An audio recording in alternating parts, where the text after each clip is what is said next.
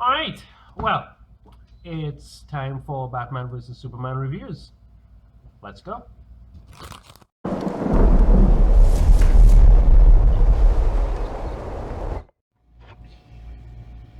To fully understand Batman vs Superman, you have to first take a page from Bert from Sesame Street. Bert says, "It was the best of oatmeals.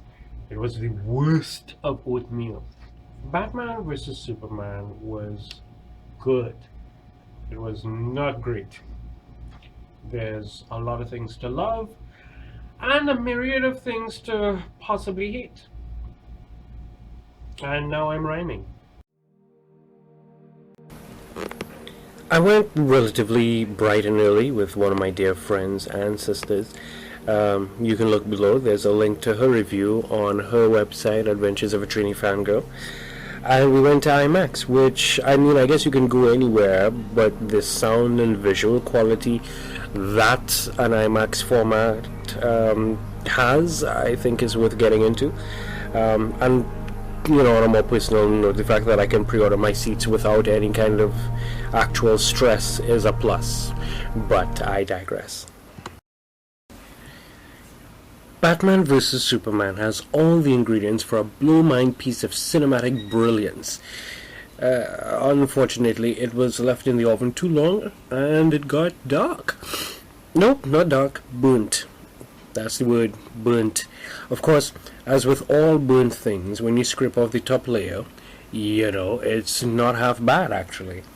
My issue has and will always be Zack Snyder. It's no secret for those who know me that I have had serious and sincere reservations about Master Snyder's process, his vision. If you've been like me, you've been following this movies from since they launched it, since they said this is what we're doing at Comic-Con. You kind of been, you hear some comments coming out of the DC camp and out of the Warner Brothers camp, and you're like, really? That's how you're gonna play that? Okay, fine. And to be clear, any movie, no matter the director, has the potential to be a hit or a miss. And also, to be clear, I loved Man of Steel. Like, Man of Steel was very much logical, and it opened up the god mythos just a little bit more. I really love Man of Steel. I have no issues with that. That being said, the way he does films, or does these films, is like pouring half the bottle of bitters into the cup, when all you require is 3 dashes. Yeah. And I sometimes wonder if Warner Brothers hates us. As in, when I say us, I mean the people who actually diligently seek out, the truths about their heroes in a non-trollish way, of course. Now, see, the thing is, and bear this in mind, DC is already coming in at a disadvantage. And I say disadvantage.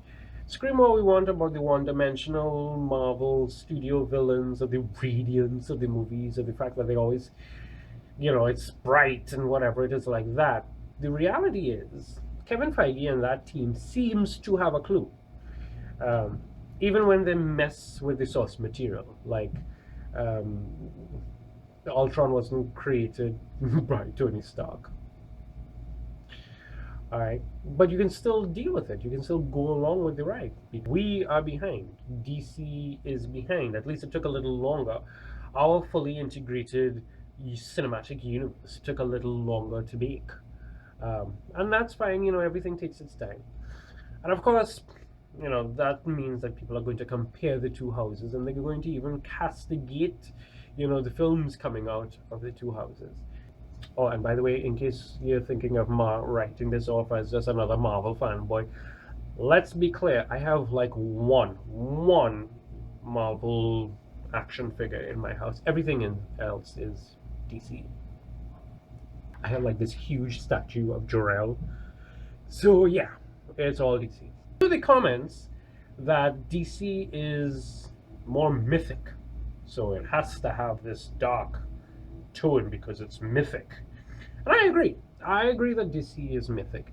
I have always said that DC has gods while Marvel has people with powers, but not all the gods live in eternal darkness. And neither should this movie. Here's what this film needed to be: world's finest. When the detective first meets the Boy Scout, they don't like each other. There was a struggle between the two of them because of their differing ideologies, and the movie here addresses some of that. But as is the case, a more looming threat made them team up, and the movie does that too. However, this fight that we're going to see, this fight, the bat suit, the mech suit, and the rage and all that kind of stuff, comes much later, after the boys are brothers, a la Frank Miller's Dark Knight Returns. So in essence, you're watching a film that technically should come after Justice League. It's basically their civil war. You see where I'm going here?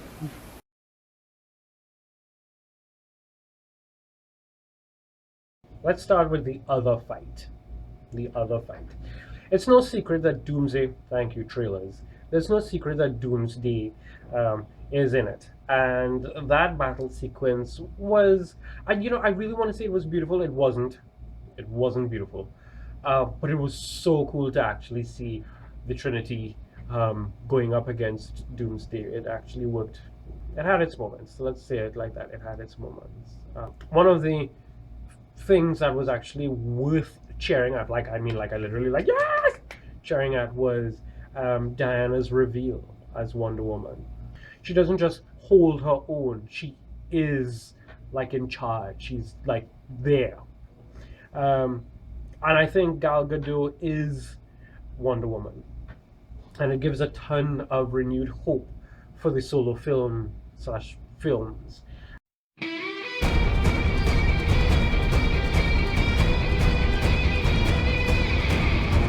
Of course, somewhere on the cutting floor is more about Diana than, a flight attendant yelling, Miss Prince, Miss Prince. That is not a spoiler. Hashtag buy the Blu-ray, I guess.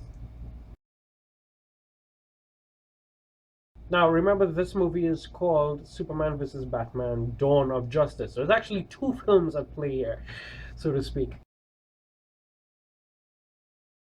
There were two cameos of Barry. The latter made me think that I was watching Peter Parker. Honestly, really. Like, when you see it, you will get that Amazing Spider-Man Peter Parker vibe out of it. But, whatever. Choice of actor for Silas Stone. That's Victor Stone's father. Victor Stone is Cyborg. The choice of actor for Silas, I was like, oh, that's actually inspired. Because I never even thought of Silas. I never thought of, I think his name is Silas. I could be wrong. But I never really thought of Victor's father that way. I just, but especially if you're a Shonda Rhimes fan, you would be glad with the choice. Okay, yeah, that was a spoiler. But you'll be glad to see who Victor Stone slash Cyborg's father is.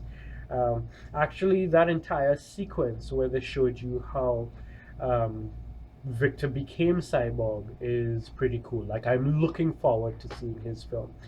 I still don't see Jason. I think he's like a really cool person. He could be a really cool person. But I still don't see Jason Momoa as, I hope I'm pronouncing that right, but I don't see Jason Momoa as Aquaman. I really don't. Personally, he's Orm with a trident. For those of you who are not comic related, Orm is Arthur's brother, who eventually, if I'm not mistaken, becomes Ocean Master. From day one, I'm like, that's Orm with a trident. That's not Arthur. That being said, I am looking forward to seeing his film.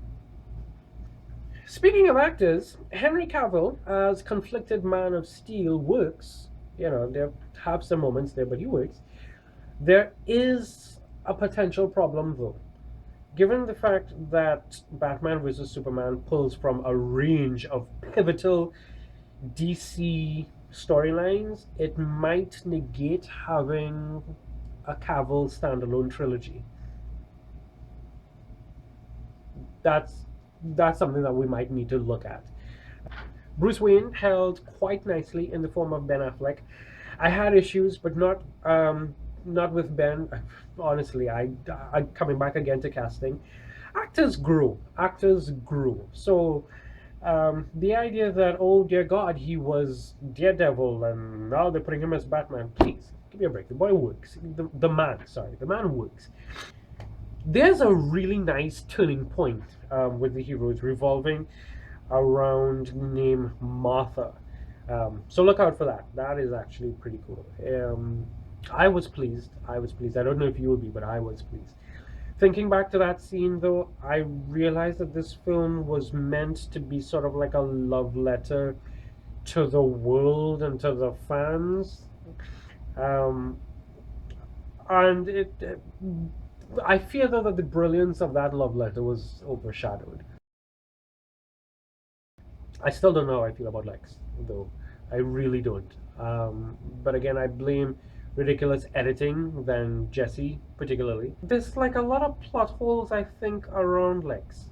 Like genuine plot holes. Like every movie has their plot holy points, but there are a lot of plot holes around Lex. I don't know. I guess I'm supposed to wait for the Blu-ray to get the clear picture, because remember, if the reports are correct, there was like what, 4 hours worth of filming that was done for this. So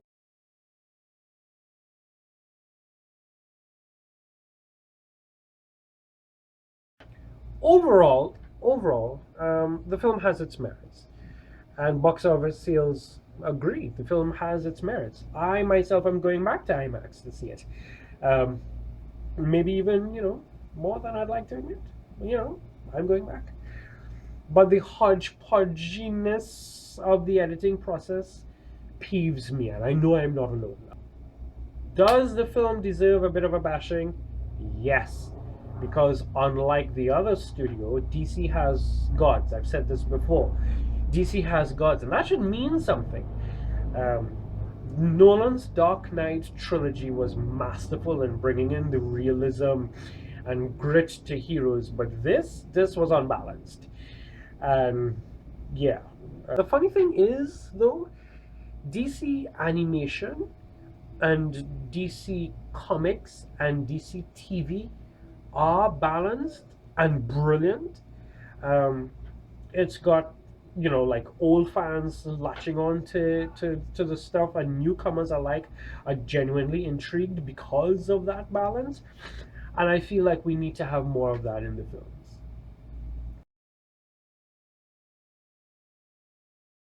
You should see it. I've said it twice already. Let's go for a third time. I am going back to IMAX for another viewing or several. Keep the cast, change Snyder. Change Snyder. Gal and Ben made a believer out of, a dear friend and sister of mine, but Snyder, no, change Snyder.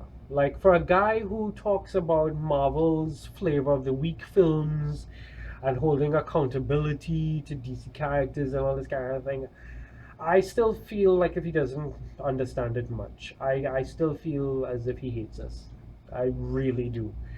When you hear reports coming out like Justice League will be much lighter than Batman versus Superman, you kind of have to wonder where that's going, because by definition, the events surrounding Justice League are going to be dark.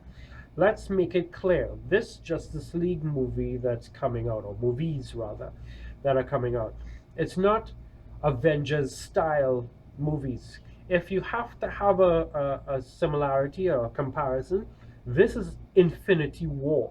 You really can't get light with Darkseid. He's basically Thanos on our side of the pond. For a casual moviegoer, cheers. You're in for a good ride. You're gonna probably come out and say like, "Oh my God, this is the greatest thing ever." For a comic book believer, you will see 4 or 5 storylines at play. Trust. It's shaky, but at least it's not Green Lantern. Like, it's not Green Lantern. Or Fantastic Four at all. So onward to Justice League. All right. onward to Justice League. But first, of course, Suicide Squad, which is a film that should be dark and gritty and, you know, stuff. But that looks like it's going to be a lot of fun.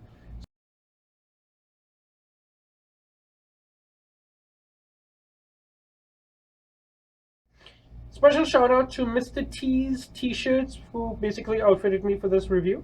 And they also, like, I have another T-shirt that I wore um, to go to IMAX to see it. It was great. I will post up that picture. I got my Deadpool T-shirt from them too, so that works. I can't wait to see what they come on with for Civil War. That should be really cool.